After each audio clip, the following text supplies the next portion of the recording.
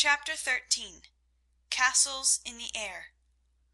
Laurie lay luxuriously swinging to and fro in his hammock one warm September afternoon, wondering what his neighbours were about, but too lazy to go and find out. He was in one of his moods, for the day had been both unprofitable and unsatisfactory, and he was wishing he could live it over again. The hot weather made him indolent, and he had shirked his studies, tried Mr. Brooke's patience to the utmost, displeased his grandfather by practising half the afternoon, frightened the maidservants half out of their wits by mischievously hinting that one of his dogs was going mad, and, after high words with the stable-man about some fancied neglect of his horse, he had flung himself into his hammock to fume over the stupidity of the whole world in general, till the peace of the lovely day quieted him in spite of himself. Staring up into the green gloom of the horse-chestnut trees above him, he dreamed dreams of all sorts, and was just imagining himself tossing on the ocean in a voyage round the world, when the sound of voices brought him ashore in a flash. Peeping through the meshes of the hammock, he saw the Marches coming out, as if bound on some expedition.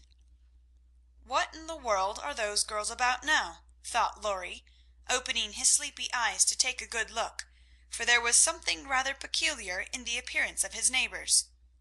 Each wore a large flapping hat, a brown linen pouch slung over one shoulder, and carried a long staff. Meg had a cushion, Joe a book, Beth a basket, and Amy a portfolio. All walked quietly through the garden, out at the little back gate, and began to climb the hill that lay between the house and river. "Well, that's cool," said Laurie to himself, "to have a picnic and never ask me. They can't be going in the boat, for they haven't got the key. Perhaps they forgot it. I'll take it to them and see what's going on." Though possessed of half a dozen hats, it took him some time to find one. Then there was a hunt for the key, which was at last discovered in his pocket, so that the girls were quite out of sight when he leapt the fence and ran after them. Taking the shortest way to the boat-house, he waited for them to appear, but no one came, and he went up the hill to take an observation. A grove of pines covered one part of it, and from the heart of this green spot came a clearer sound than the soft sigh of the pines or the drowsy chirp of the crickets. "Here's a landscape," thought Laurie, peeping through the bushes and looking wide awake and good-natured already. It was rather a pretty little picture, for the sisters sat together in the shady nook, with sun and shadow flickering over them, the aromatic wind lifting their hair and cooling their hot cheeks, and all the little wood people going on with their affairs, as if these were no strangers but old friends. Meg sat upon her cushion, sewing daintily with her white hands, and looking as fresh and sweet as a rose in her pink dress among the garden. Beth was sorting the cones that lay thick under the hemlock near by, for she made pretty things with them. Amy was sketching a group of ferns, and Joe was knitting as she read aloud.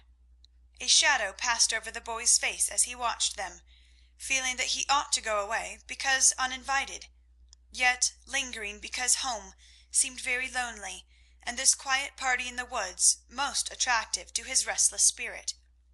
He stood so still that a squirrel, busy with its harvesting, ran down a pine close beside him, saw him suddenly, and skipped back, scolding so shrilly that Beth looked up, espied the wistful face behind the birches, and beckoned with a reassuring smile. "May I come in, please, or shall I be a bother?" he asked, advancing slowly. Meg lifted her eyebrows, but Joe scowled at her defiantly, and said at once, "Of course you may. We should have asked you before, only we thought you wouldn't care for such a girls' game as this." "I always like your games, but if Meg doesn't want me, I'll go away." "I've no objection if you do something. It's against the rules to be idle here," replied Meg, gravely but graciously. "Much obliged. I'll do anything if you'll let me stop a bit, for it's as dull as the desert of Sahara down there. Shall I sew read, cone, draw, or do all at once? Bring on your bears. I'm ready." And Laurie sat down with a submissive expression delightful to behold. "Finish this story while I set my heel," said Joe, handing him the book. "Yes'm," was the meek answer, as he began, doing his best to prove his gratitude for the favor of admission into the Busy Bee Society. The story was not a long one, and when it was finished, he ventured to ask a few questions as a reward of merit. "Please, ma'am, could I inquire if this highly instructive and charming institution is a new one?" "Would you tell him?" asked Meg of her sisters. "He'll laugh," said Amy warningly. "Who cares?" said Joe. "I guess he'll like it," added Beth. "Of course I shall. I give you my word I won't laugh. Tell away, Joe, and don't be afraid." "The idea of being afraid of you! Well, you see, we used to play Pilgrim's Progress, and we have been going on with it in earnest all winter and summer." "Yes, I know," said Laurie, nodding wisely. "Who told you?" demanded Joe. "Spirits." "No, I did. I wanted to amuse him one night when you were all away, and he was rather dismal. He did like it, so don't scold, Joe," said Beth meekly. "You can't keep a secret. Never mind, it saves trouble now." "Go on, please," said Laurie, as Joe became absorbed in her work, looking a trifle displeased. "Oh, didn't she tell you about this new plan of ours? Well, we have tried not to waste our holiday, but each has had a task, and worked at it with a will. The vacation is nearly over, the stints are all done, and we are ever so glad that we didn't dawdle." "Yes, I should think so," and Laurie thought regretfully of his own idle days. "Mother likes to have us out of doors as much as possible, so we bring our work here and have nice times. For the fun of it, we bring our things in these bags, wear the old hats, use poles to climb the hill, and play pilgrims as we used to do years ago. We call this hill the Delectable Mountain, for we can look far away and see the country where we hope to live sometime." Joe pointed, and Laurie sat up to examine, for through an opening in the wood one could look across the wide blue river, the meadows on the other side, far over the outskirts of the great city to the green hills that rose to meet the sky. The sun was low, and the heavens glowed with the splendor of an autumn sunset. Gold and purple clouds lay on the hilltops, and rising high into the ruddy light were silvery white peaks that shone like the airy spires of some celestial city. "How beautiful that is!" said Laurie softly, for he was quick to see and feel beauty of any kind. "It's often so, and we like to watch it, for it is never the same, but always splendid," replied Amy, wishing she could paint it. "Joe talks about the country where we hope to live sometime. The real country, she means, with pigs and chickens and haymaking. It would be nice, but I wish the beautiful country up there was real, and we could ever go to it," said Beth musingly.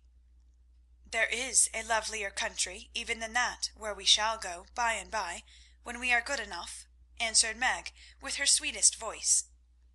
"It seems so long to wait, so hard to do. I want to fly away at once, as those swallows fly, and go in at that splendid gate." "You'll get there, Beth, sooner or later, no fear of that," said Joe. "I'm the one that will have to fight and work and climb and wait, and maybe never get in after all." "You'll have me for company, if that's any comfort. I shall have to do a deal of travelling before I come in sight of your celestial city. If I arrive late, you'll say a good word for me, won't you, Beth?"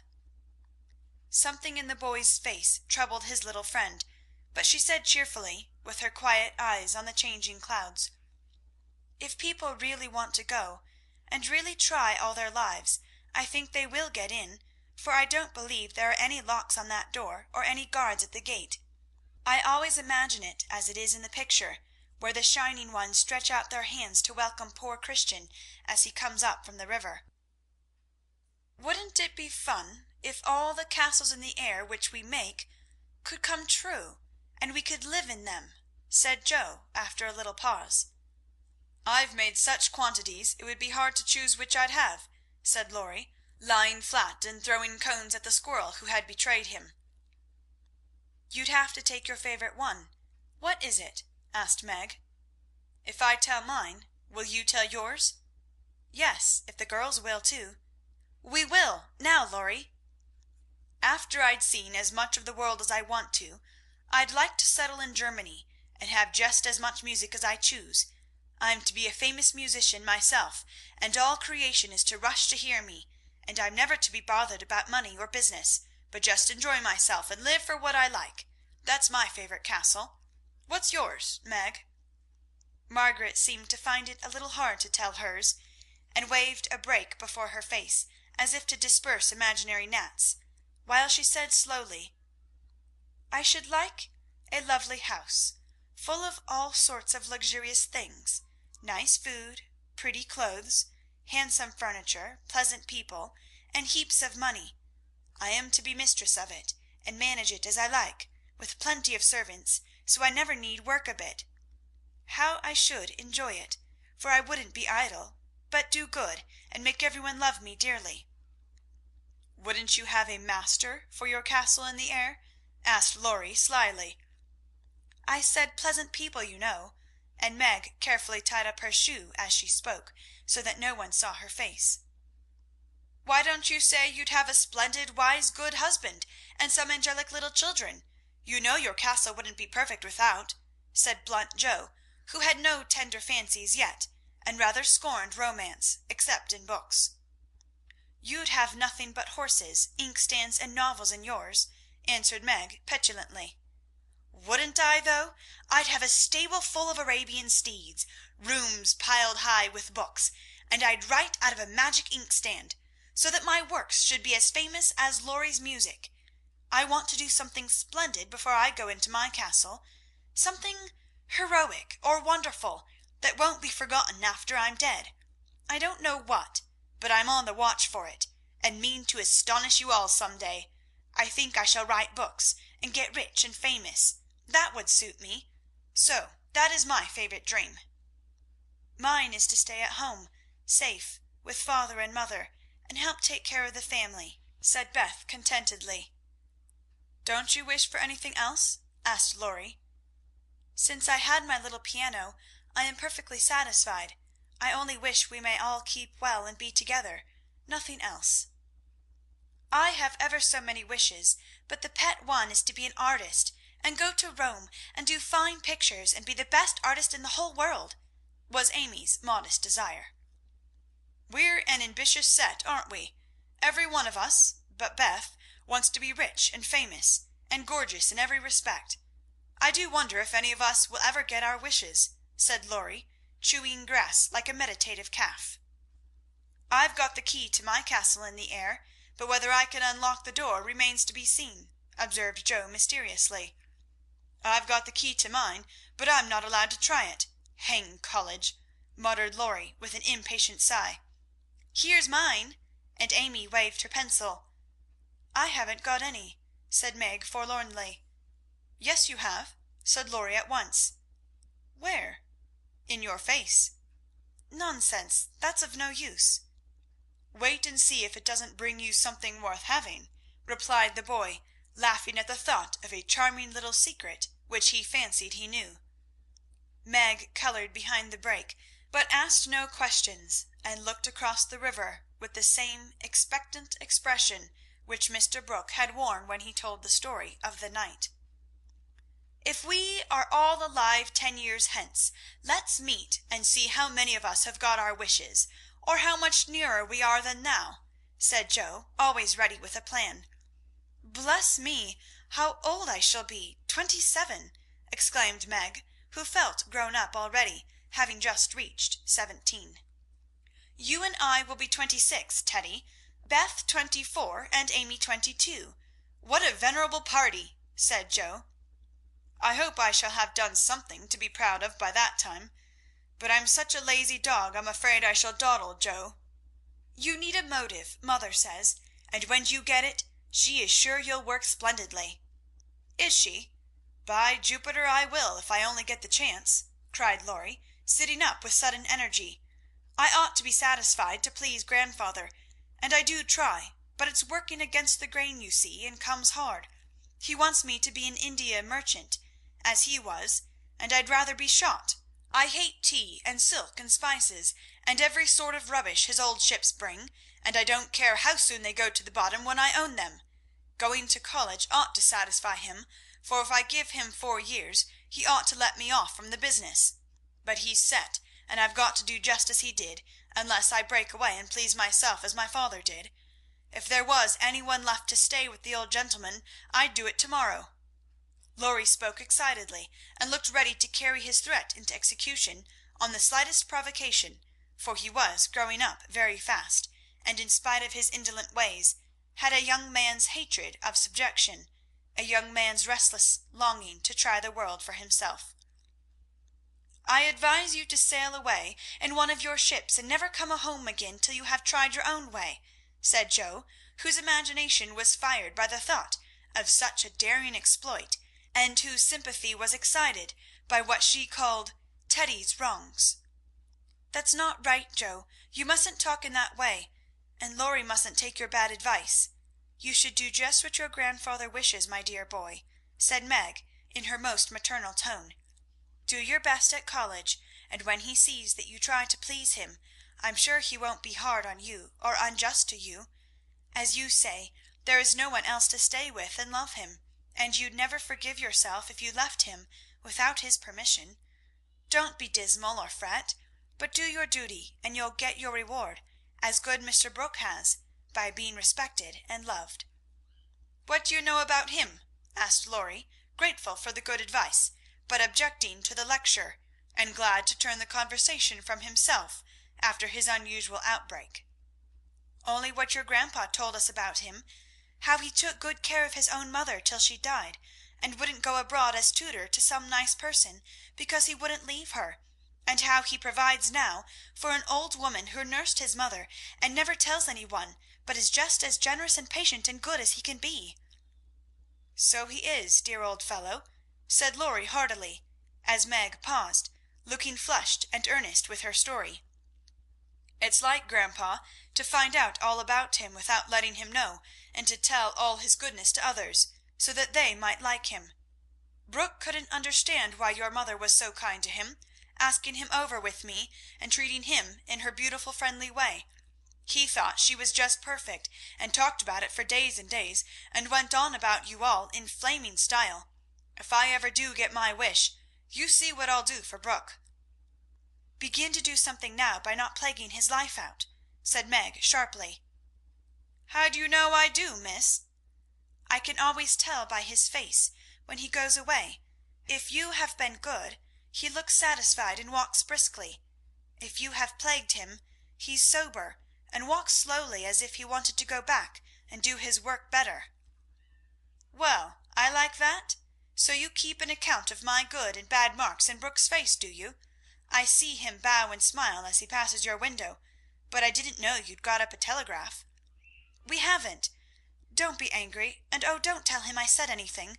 It was only to show that I cared how you get on, and what is said here is said in confidence, you know," cried Meg, much alarmed at the thought of what might follow from her careless speech. "I don't tell tales," replied Laurie, with his high and mighty air, as Joe called a certain expression which he occasionally wore. "Only if Brooke is going to be a thermometer, I must mind and have fair weather for him to report." "Please don't be offended. I didn't mean to preach, or tell tales, or be silly. I only thought Joe was encouraging you in a feeling which you'd be sorry for by and by. You are so kind to us, we feel as if you were our brother, and say just what we think. Forgive me, I meant it kindly," and Meg offered her hand with a gesture both affectionate and timid. Ashamed of his momentary pique, Laurie squeezed the kind little hand, and said frankly, "I'm the one to be forgiven. I'm cross and have been out of sorts all day. I like to have you tell me my faults and be sisterly, so don't mind if I am grumpy sometimes. I thank you all the same." Bent on showing that he was not offended, he made himself as agreeable as possible, wound cotton for Meg, recited poetry to please Joe, shook down cones for Beth, and helped Amy with her ferns, providing himself a fit person to belong to the busy bee society. In the midst of an animated discussion on the domestic habits of turtles, one of those amiable creatures having strolled up from the river, the faint sound of a bell warned them that Hannah had put the tea to draw, and they would just have time to get home to supper. "May I come again?" asked Lorry. "Yes, if you are good, and love your book as the boys in the primer are told to do," said Meg, smiling. "I'll try." "Then you may come, and I'll teach you to knit as the Scotchmen do. There's a demand for socks just now," added Joe, waving hers like a big blue worsted banner as they parted at the gate. That night, when Beth played to Mr. Lawrence in the twilight, Lorry, standing in the shadow of the curtain, listened to the little David, whose simple music always quieted his moody spirit, and watched the old gentleman who sat with his grey head on his hand, thinking tender thoughts of the dead child he had loved so much. Remembering the conversation of the afternoon, the boy said to himself, with the resolve to make the sacrifice cheerfully, "I'll let my castle go, and stay with the dear old gentleman while he needs me, for I am all he has." Chapter 13.